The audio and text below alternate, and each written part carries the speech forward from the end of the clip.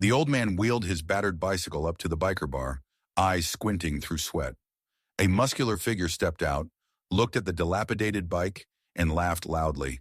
"Who let Grandpa wander in here?" Laughter rippled across the yard. The old man remained silent, continuing to pump his tire. But just 10 minutes later, when his veteran's cap fell from his bag, everything changed. Do you believe genuine respect still exists? Type honor to stand with those who remember. Frank Dalton was an 81-year-old Marine Corps veteran who had served in Vietnam, where he'd seen more death and courage than most people experience in several lifetimes. His weathered face told stories his lips rarely shared, the deep creases mapping decades of both joy and sorrow. Every Tuesday morning, without fail, Frank pedaled his ancient bicycle to the memorial cemetery on the outskirts of town. There he would sit beside the grave of Jimmy Evans, his platoon buddy who never made it home from Khe Sanh in 1969. It was a ritual Frank had maintained for over 40 years, a promise kept to a friend who had died saving others. This particular Tuesday had started like any other. Frank had packed his small backpack with fresh flowers, a canteen of water, and the worn photograph of his old unit. The morning sky had promised fair weather, but summer heat arrived early, beating down mercilessly by midday. He had decided to try a different route, one that might provide more shade. That's when his rear tire began to lose air, hissing softly at first, then deflating rapidly on the unfamiliar road. Frank found himself stranded directly in front of the notorious Twisted Throttle Bar, a gathering place for motorcycle enthusiasts from across the state. Frank eyed the establishment warily. The gravel lot was filled with gleaming motorcycles worth more than everything he owned. Their owners, tattooed, leather-clad men and women, lounged in the outdoor seating area, cold beers in hand despite the early hour. He needed just a bit of air in his tire, and perhaps some water.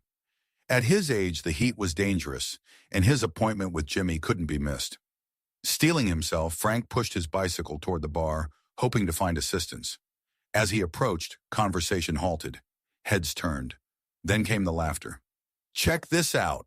Grandpa's lost his way to the retirement home," called a bearded man with arms covered in colorful tattoos. Another joined in. "Hey, old-timer, the Tour de France is that way." His companions roared with laughter. Frank felt the sting of their mockery, but kept his face impassive. He had endured far worse in the jungles of Vietnam than the taunts of men who had never known real battle. Slowly, methodically, Frank retrieved his hand pump from his backpack and began working on the tire. The pump's handle had broken long ago. He had repaired it with duct tape that was now peeling in the heat. His arthritic hands struggled with the task, but he worked steadily, ignoring the continuing comments from the bikers. A young waitress emerged from the bar carrying a glass of ice water.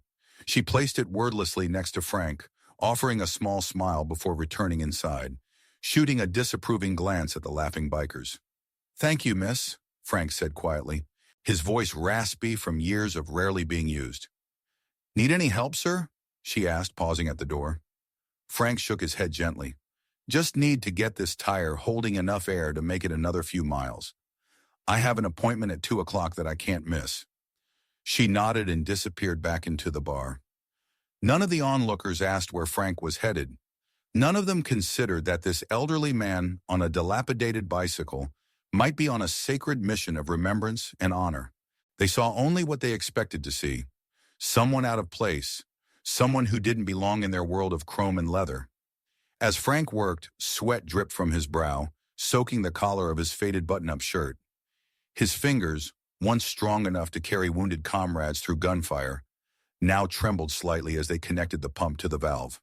In his mind, he was already at Jimmy's grave, already telling his friend about the week's events, already fulfilling the vow he had made 50 years ago on blood-soaked ground thousands of miles away. "I won't let them forget you, Jimmy. Not ever." A younger biker strolled past, deliberately kicking Frank's pump, sending it skidding across the gravel. "Hey, Gramps, this ain't a retirement home bicycle repair shop," he sneered, high-fiving his friends.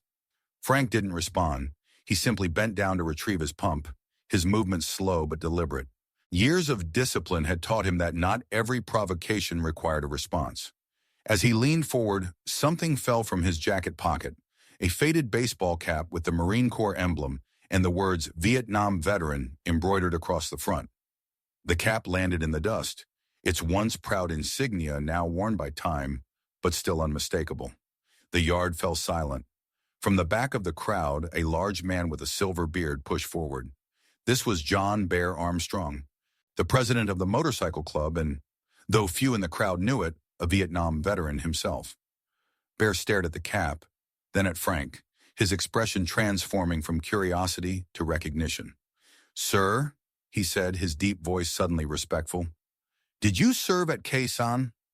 Frank straightened, meeting Bear's gaze directly for the first time. "Sergeant, 3rd Battalion, Charlie Company, 68 through 69. Bear's face paled. He turned to the group, his voice taking on a commanding edge that silenced even the most inebriated members. "On your feet! All of you! Now!"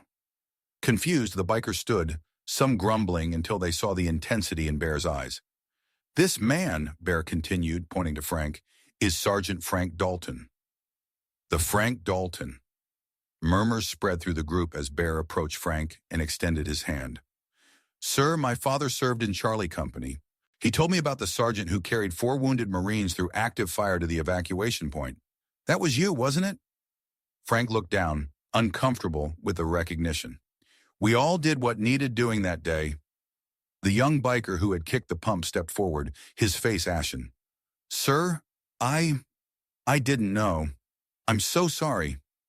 Bear turned to the group. "Where are you headed today, Sergeant Dalton?"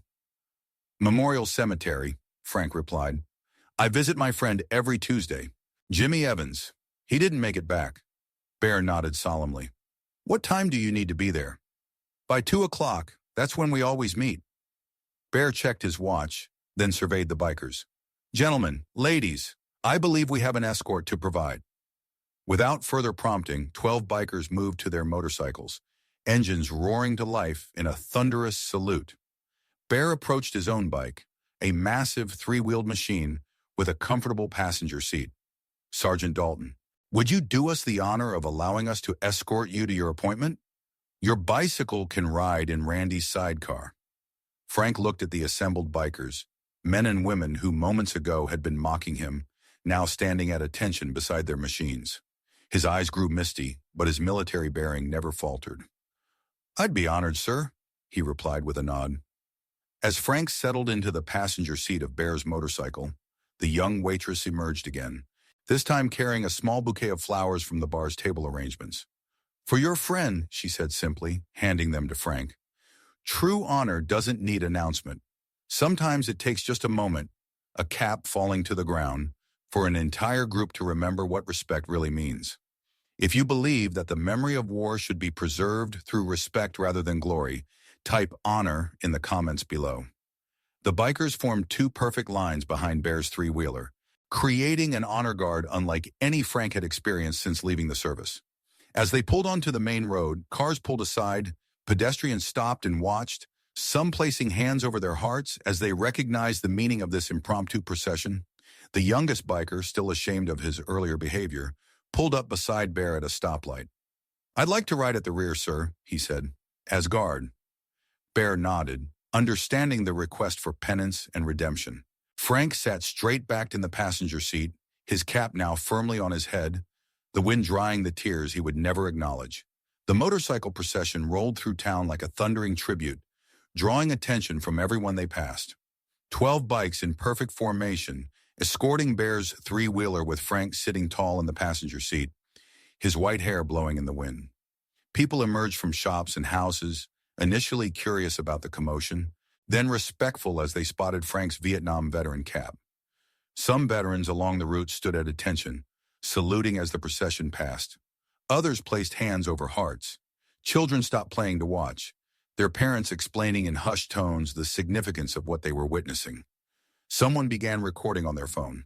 The video would later go viral with the caption, "A town remembers, Vietnam vet gets biker escort to visit fallen brother." When they reached the cemetery gates, the procession slowed. Bear cut his engine, and the others followed suit. The sudden silence felt sacred.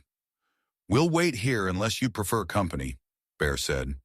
Frank considered for a moment. "Jimmy would have liked to meet you all," he replied.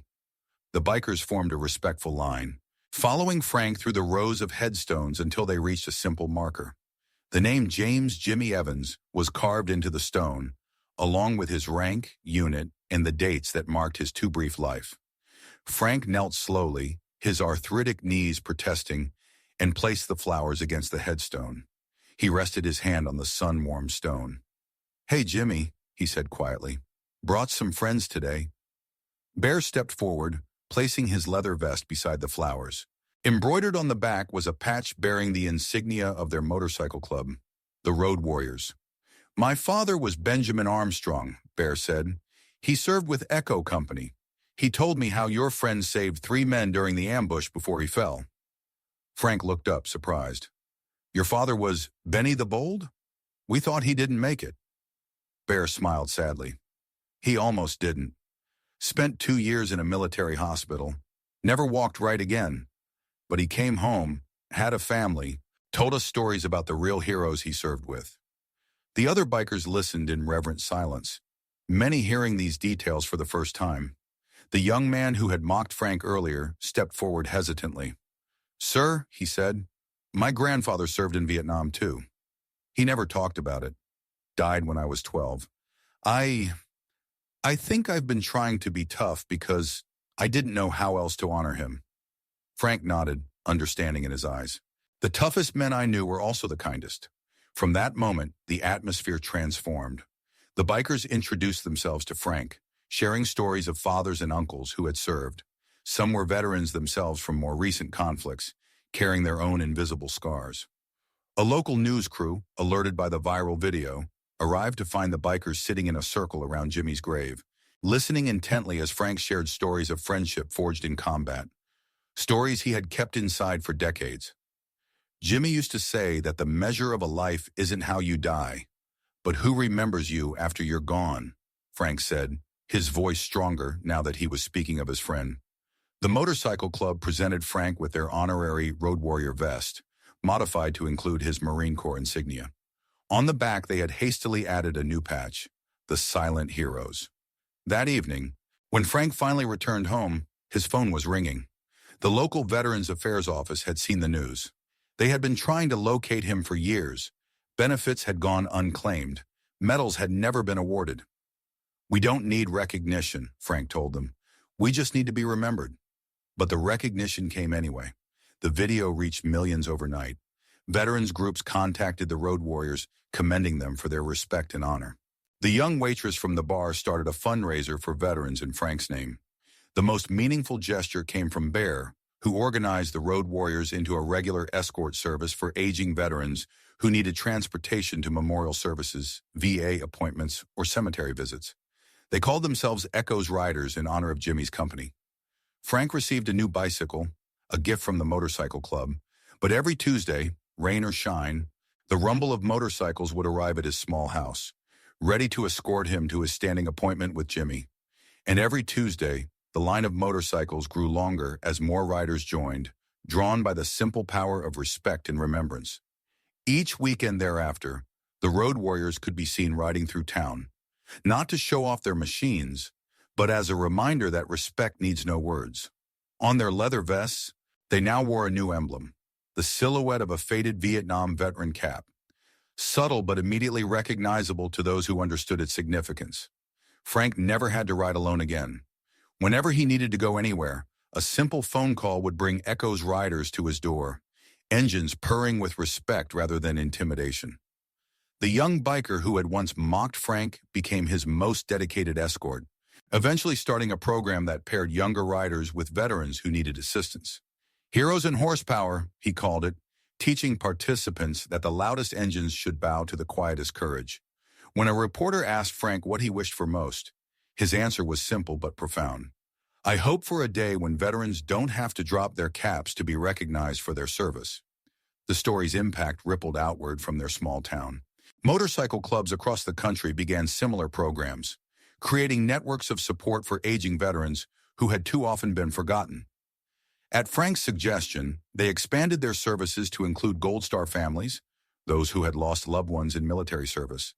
On Memorial Day, hundreds of motorcycles escorted these families to ceremonies, their formation a moving tribute to fallen heroes.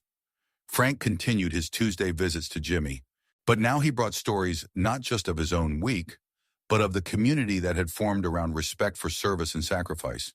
The local elementary school invited Frank to speak during Veterans Day, creating a tradition where students would write letters to active service members overseas. The children were especially fascinated by how the bikers had transformed from mockers to protectors in an instant, a powerful lesson about judgment and redemption. True heroes don't need spotlights. They only need an understanding glance and enough peace to remember those who never came home. If you believe people like Frank deserve our deepest respect, subscribe to TT Hero Stories. TT Hero Stories, because some heroes never stop serving.